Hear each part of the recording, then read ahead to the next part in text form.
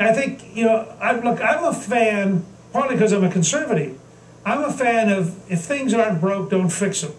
And I believe the system we have right now, the Iowa caucuses, followed by the New Hampshire primary, followed by South Carolina, but then leading into other states, into Nevada, into Michigan, I think the system works reasonably well, and we ought to allow it to continue to work.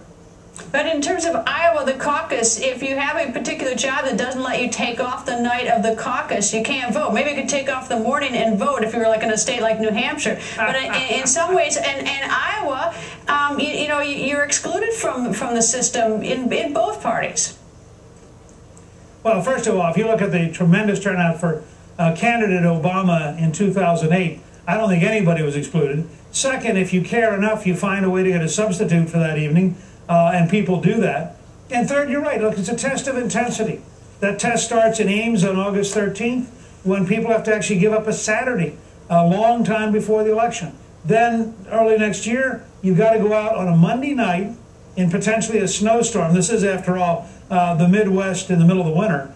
And that's a test of how serious are people about their candidate.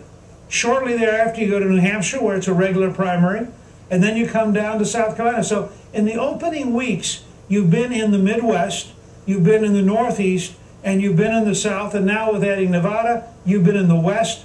In the very first weeks, at an affordable pace for unknown candidates, for somebody like Governor Pawlenty or Senator Thune, who are just starting out, or Senator Santorum. If you don't have the scale of money that some candidates have, this is an enormously open and equal opportunity model that will allow talent to emerge.